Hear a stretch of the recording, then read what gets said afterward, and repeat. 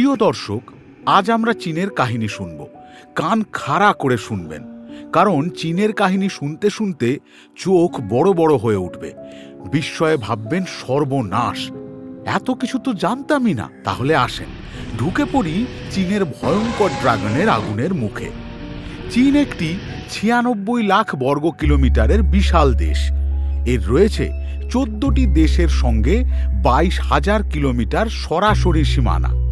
দেশগুলি হল Kyrgyzstan, Tajikistan, Russia, Mongolia, Kazakhstan, Afghanistan, Pakistan, Bharat, Nepal, Bhutan, Myanmar, Laos এবং উত্তর কোরিয়া। চীনের রয়েছে ১৮,০০০ কিলোমিটার উপকূলীয় অঞ্চল, যার সঙ্গে জলপথে সরাসরি ৬টি দেশ যুক্ত। এই দেশগুলো হল জাপান, দক্ষিণ কোরিয়া, ফিলিপিন্স, ইন্দোনেশিয়া, ব্রুনেই এবং মালয়েশিয়া। এছাড়াও চীনের নিকট প্রতিবেশী দেশ কম্বোডিয়া, থাইল্যান্ড, সিঙ্গাপুর এবং বাংলাদেশ। আরও একটু দূরে রয়েছে শ্রীলঙ্কা এবং মালদ্বীপ। এই যে এতগুলো দেশের কথা বললাম, দুর্ভাগ্যবশত এর প্রতিটি দেশের ওপর রয়েছে চীনের সেন দৃষ্টি। নিজেদের স্বার্থে কারো সঙ্গে গড়ে তুলছে সখ্যতা, আবার যখনই একটু স্বার্থে লাগছে তখনই এক মুহূর্তের মধ্যে বন্ধুত্ব ভুলে চোখ উল্টিয়ে দিচ্ছে। এর প্রথম এবং সবচেয়ে বড় উদাহরণ উত্তর কোরিয়া। বিশ্বব্যাপী সব দেশই জানে উত্তর কোরিয়া চীনের সবচেয়ে ঘনিষ্ঠ মিত্র, অনেকটা শিষ্য বা ছোট ভাই। কিন্তু সময় মতো এই উত্তর কোরিয়ার পেটে লাথি মারতেও চীন দ্বিধা করে নাই। যেমন ২০০৬ সালে উত্তর কোরিয়ার ওপর জাতিসংঘ নিষেধাজ্ঞা দেয় দেশটির পরমাণু পরীক্ষার কারণে। কিন্তু সেই নিষেধাজ্ঞায় চীন ভোট দানে বিরত থাকে, যার কারণে উত্তর কোরিয়ার ওপর নিষেধাজ্ঞা কার্যকর হয় এবং দিনে দিনে তা বাড়তে থাকে। আপনি ভাবতে পারেন কেন চীনে ভোট দিল না? দেয় নাই, তার কারণ এই নিষেধাজ্ঞার বেনিফিট উঠবে চীনের ঘরে। কিভাবে? সংক্ষেপে মাত্র একটি উদাহরণ দেই দর্শক। নিষেধাজ্ঞার কারণে উত্তর কোরিয়ার মাছ ও অন্যান্য সিফুড রপ্তানি বন্ধ হয়ে যায়। ফলে উত্তর কোরিয়া তার সমুদ্র সীমায় সিফুড আহরণের কাজ চীনের কয়েকটি কোম্পানির কাছে বিক্রি করে দেয়। চীনা কোম্পানিগুলো ওই সমুদ্র সীমায় ডার্ক শিপ দিয়ে মাছ এবং অন্যান্য সমুদ্র সম্পদ আহরণ করে থাকে। ডার্ক শিপ হলো এমন সব জাহাজ যেগুলোকে অটোমেটিক আইডেন্টিফিকেশন সিস্টেম বা এআইএস দিয়ে ট্র্যাক করা যায় না। চীন ওই এলাকায় কৌশলে আন্তর্জাতিক মেরিটাইম অর্গানাইজেশনের সঙ্গে ডেটা বিনিময় বন্ধ করে দেয়। এদিকে উত্তর কোরিয়ার অনুমোদিত সমুদ্রযানগুলি ছাড়াও অন্যান্য অবৈধ চীনা জাহাজ ঢুকে যথেচ্ছ মৎস্য শিকার করে থাকে, যার কারণে উত্তর কোরিয়ার অভ্যন্তরীণ চাহিদা মেটাতে স্থানীয় জেলেরা সমস্যায় পড়ে। উত্তর কোরিয়া এমন কয়েকটি অবৈধ মাছ ধরা নৌযান জব্দ করলে চীনের সঙ্গে তাদের সম্পর্ক উত্তপ্ত হয়ে ওঠে। বুঝুন অবস্থা। শুধু চুক্তির জাহাজ নয়, অবৈধ লুটপাটেও চীনকে সুযোগ দিতে হবে। পরে অবশ্য ঠান্ডা মাথায় দুই দেশ বিষয়টি মিটিয়ে ফেলে, কারণ এই দুটি দেশের সঙ্গেই পশ্চিমা শক্তিশালী দেশগুলোর রয়েছে সমান বৈরিতা। অন্যদিকে রাশিয়ার সঙ্গে ইউক্রেন যুদ্ধে সহায়তার কারণে উত্তর কোরিয়ার উপর নাখোশ চীন। যদিও চীন নিজেও ইউক্রেন যুদ্ধে রাশিয়ারই সমর্থক, কিন্তু উত্তর কোরিয়ার এই রাশিয়ার সঙ্গে সম্পর্ক চীনের দৃষ্টিতে এমন যে তুই থাকবি আমার তাবেদার হয়ে, নিজে কেন রাশিয়ার সঙ্গে গভীর সম্পর্ক গড়ে তুলবি? দর্শক, ২০১২ সালে শি জিনপিং ক্ষমতায় আসার পর চীনের পররাষ্ট্র নীতিতে ব্যাপক পরিবর্তন আসে। চীন রক্ষণশীল পররাষ্ট্রনীতি ঝেড়ে ফেলে আগ্রাসী পররাষ্ট্রনীতি গ্রহণ করে।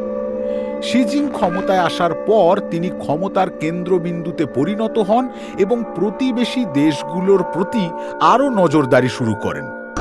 বিশেষ করে বেল্ট অ্যান্ড রোড ইনিশিয়েটিভ বা বিআরআইকে তিনি চীনা ডিপ্লোমেসির কৌশল হিসেবে ব্যবহার করতে শুরু করেন। চীনের আগ্রাসী পররাষ্ট্র নীতির বেনিফিশিয়ারি চীনের পিপলস লিবারেশন আর্মি বা পিএলএ। পিএলএ জাতীয় সেনাবাহিনী নয়, এটি কমিউনিস্ট পার্টি অব চায়নার সেনাবাহিনী।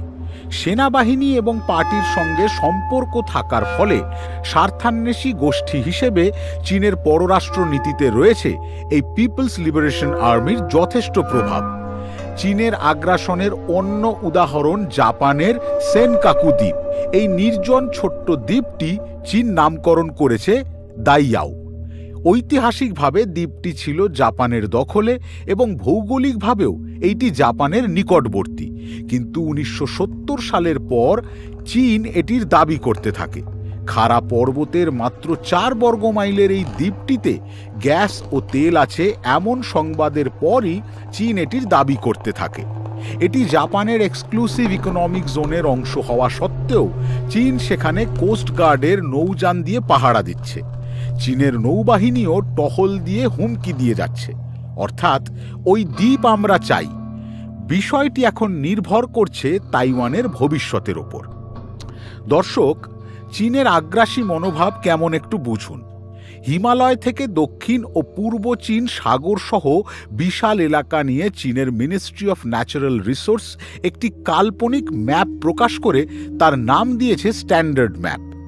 চীনের ওই ম্যাপে এমনকি বিভিন্ন দেশের এক্সক্লুসিভ ইকোনমিক জোনকেও চীনের সার্বভৌম এলাকা বলে দাবি করা হয়েছে।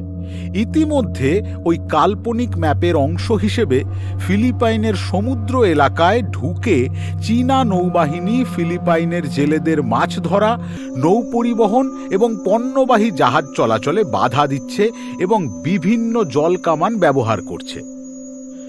2023 সালে প্রকাশিত ওই ম্যাপের ব্যাপারে ফিলিপাইন, মালয়েশিয়া, ভিয়েতনাম এবং তাইওয়ান সকলেই আপত্তি জানিয়ে প্রতিবাদ করেছে।